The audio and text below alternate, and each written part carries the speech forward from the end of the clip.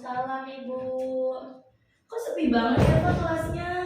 Iya Ibu, pada belum datang. Pada belum datang. Iya. Ya udah nggak apa-apa, kita tungguin aja ya. Iya Ibu. Ya udah sebelum kita memulai pelajaran, kita berdoa dulu ya Eva. Iya Ibu. Ya berdoa dimulai.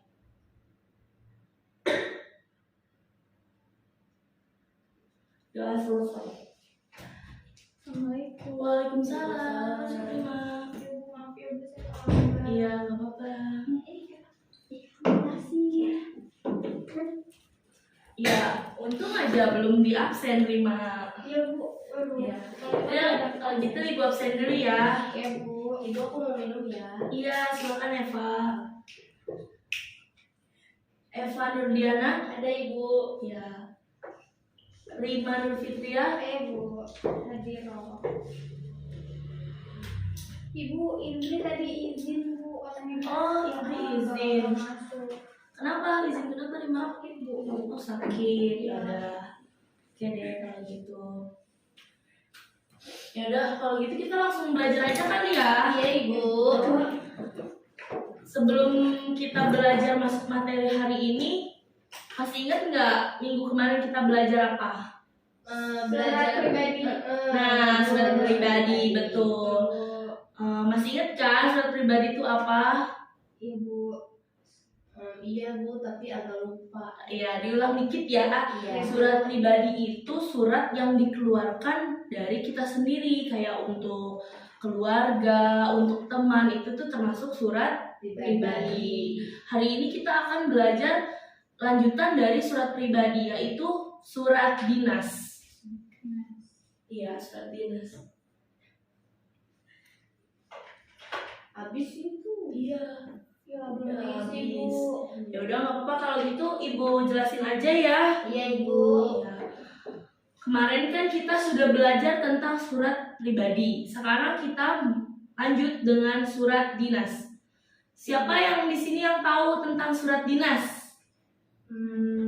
Surat dinas.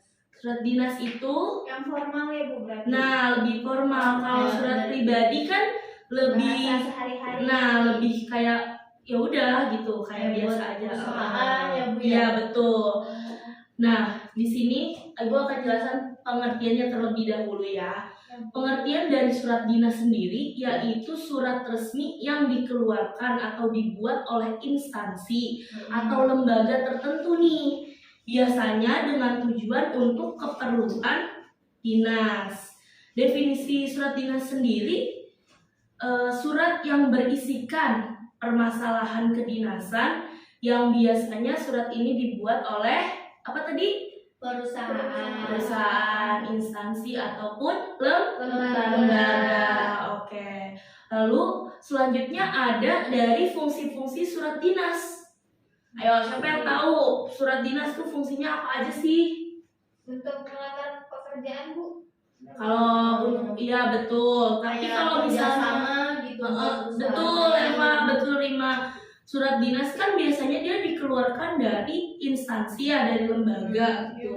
Jadi fungsinya biasanya pertama tuh yang biasa dikeluarkan yaitu sebagai pedoman pekerjaan. Lalu yang kedua sebagai alat pengingat.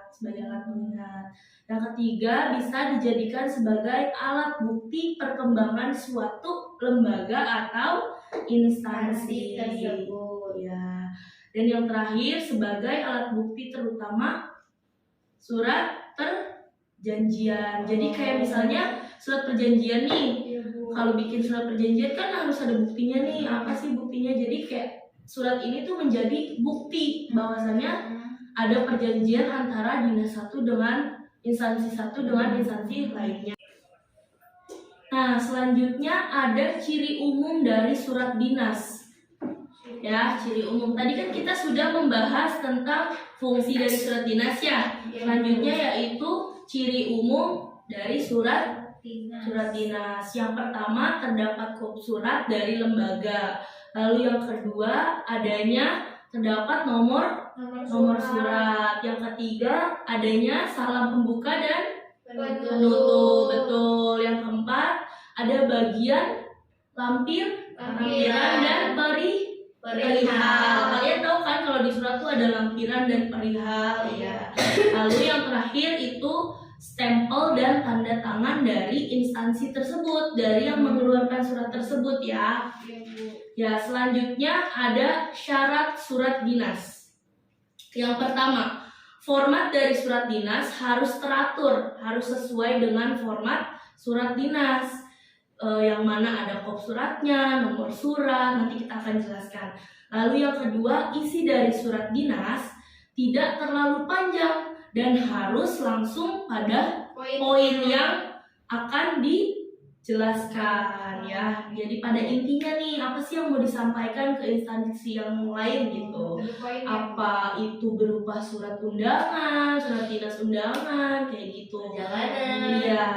Lalu yang ketiga, bahasa yang digunakan Harus formal dan baku. betul sekali. Jadi nggak bisa pakai kayak bahasa surat kayak surat apa? Pribadi. Harus resmi ya surat dinas tuh. Iya, Bu. Lalu yang terakhir, surat harus menggambarkan citra dari instansi atau lembaga. Jadi kayak benar-benar harus rapi nih agar dilihat, wah ini bener nih instansinya, benar-benar sesuai gitu ya. Selanjutnya, nah ini yang akan Ibu jelaskan yaitu bagian-bagian dalam surat. Yang pertama, ini ya ada contoh surat nih, kalian bisa lihat. Maaf Ibu nggak bawa spidol nih jadinya. Iya, Ya, Bu, ini ya. nggak apa-apa. Nih ya, bagian-bagian dalam surat. Biasanya yang pertama itu udah pasti harus ada kop surat, di mana kop surat itu biasanya pengenalan dari logonya seperti apa, logo instansi tersebut, namanya apa aja, lalu ada alamat dan nomor telepon dari instansinya. Lalu yang kedua dari surat adanya tanggal surat tuh kalian paham ya? Iya, Tanggal surat. dibuatnya. Nah, betul sekali Eva. Lalu selanjutnya ada nomor surat, di mana nomor itu yang mengeluarkan surat tersebut.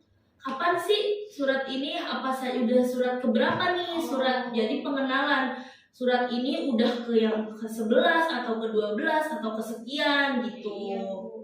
Lalu selanjutnya di bawah nomor surat biasanya ada lampiran dulu. Nah, lampiran ya.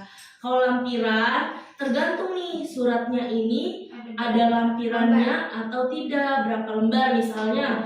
Kayak misalnya kita undangan untuk 3 hari, otomatis ada dong lampirannya rundown acara. Nah, hari pertama, kedua, ketiga. betul, itu masuknya ke lampiran. Lalu yang kelima ada perihal yang tadi Ibu kasih tahu tuh. Perihal itu seperti apa? Apa ini contoh surat dinasnya untuk perjalanan, undangan, betul. Atau apa yang lain, ya kan? Surat perjanjian itu bisa jadi juga. Lalu yang ke-6 ada alamat yang dituju. Misalnya ini surat dari Rumah Al-Quran Furqan ya, misalnya dia mau mengeluarkan surat ini untuk ke alamat mana nih, instansi mana, untuk TPA mana misalnya ada di alamat Jalan Pocis mana, misal kayak gitu. Itu alamatnya. Lalu yang ke-7 ada salam pembuka mah seperti biasa ya, kalian tahu lah ya. Ya, terus isi surat yaitu seperti tadi perihal, betul sekali. Lalu setelah isi surat yang pasti ada, kalau ada salam pembuka pasti ada salam penutup, betul sekali. Dan yang terakhir yaitu nama pengirim. Siapa sih nih yang ngirim, kan pasti nanti ketahuan kan siapa yang ngirim. Lalu jika ada dari tembusan, misalnya ibu ditembus untuk menulis surat ini, berarti nanti ada tembusan dari kepala sekolah atau siapa, seperti itu. Oke. Seperti itu. Kalian paham ya apa yang dimaksud dengan surat dinas? Paham, Ibu. Ya, baik. Ya udah, kalau begitu Ibu mau nanya. iya boleh. Kalau bagian yang terhormat itu di mana, Bu? Nah, itu bagian terhormat sebelum adanya di atas adanya tempat lampiran Mbak, di mana nih? bukan. Dia adanya di setelah alamat. Oh, setelah Jadi yang terhormat siapanya misalnya, nanti alamatnya di bawah. Sebelum itu jadi kita menulis yang terhormat di tempatnya di mana nih. Jadi termasuk di dalam alamat yang dituju. Betul sekali. Ada lagi yang mau ditanya? Udah Ibu. Udah ya, udah paham semua. Paham. Nanti kalian bisa cari-cari, Ibu kasih tugas untuk minggu depan. Kalian mencari salah satu contoh di Google nggak apa-apa, atau dimanapun jika kalian punya surat dinas, punya orang tua kalian atau siapa, atau bisa di Google nggak apa-apa. Kalian tulis perincian di dalam itu. Bagian-bagiannya kalian kan sudah tahu nih, Ibu sudah jelasin. Bagian kop surat di mana aja, kalian tandain ya di dalam surat itu. Baik Ibu. Oke. Baik, kalau begitu Ibu sudahi dulu pertemuan kali ini. Semoga kalian bisa memahami apa yang kita sudah pelajari hari ini, dan bisa belajar lebih giat lagi. Ya Bu. Minggu depan ya Bu dikumpulin. Iya, minggu depan ya dikumpulin ke Rima boleh. Nanti Ya, Rima Bu. kasih ke Ibu ya. Ya Bu. Baik. Terima kasih. Wassalamualaikum warahmatullahi wabarakatuh. Waalaikumsalam.